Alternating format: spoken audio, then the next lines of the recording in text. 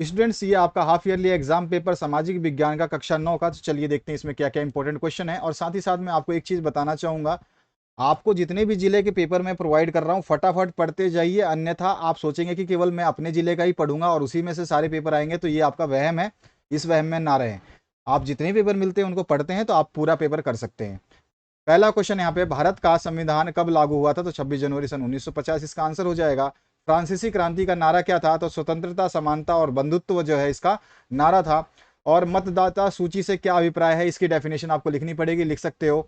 उसके बाद में भारत में सिंचाई के साधनों के नाम लिखने हैं, तो नहर है, कुएं हैं, ट्यूबवेल है, तालाब है, नदियां हैं, सारे के सारे साधन हैं।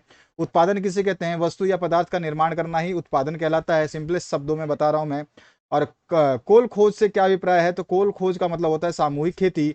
और उसके बाद में नाजीवाद का प्रवर्तक कौन था? तो वो था हिटलर। इसके बाद में है भूस्खलन किसे कहते हैं? तो गुरुत्वाकर्षण के प्रभाव से चट्टान तथा मिट्टी के अचानक नीचे खिसकने की प्रक्रिया को जो है भूस्खलन कहते हैं। और इसके बाद में आपका गंगा नदी का उद्गम कहाँ से है? तो गंगोत्री से है।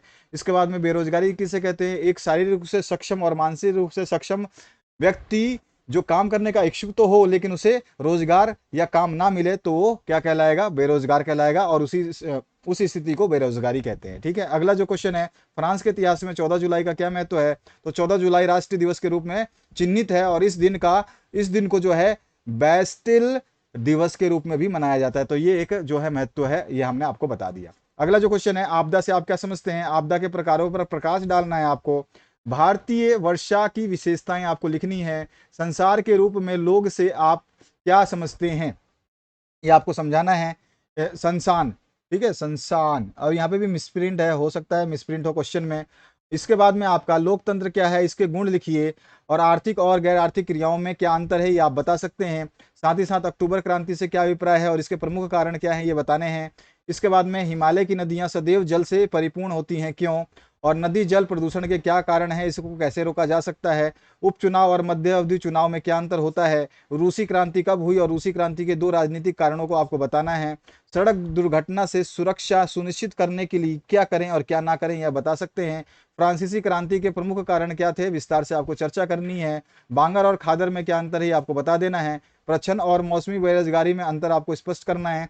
और भारतीय संविधान की विशेषताओं का वर्णन करना है। वर्सराय संधि क्या है और इस संधि की प्रमुख धाराओं का उल्लेख कर देना है। सन 1917 में जार का शासन क्यों समाप्त हो गया, ये आपको बताना है।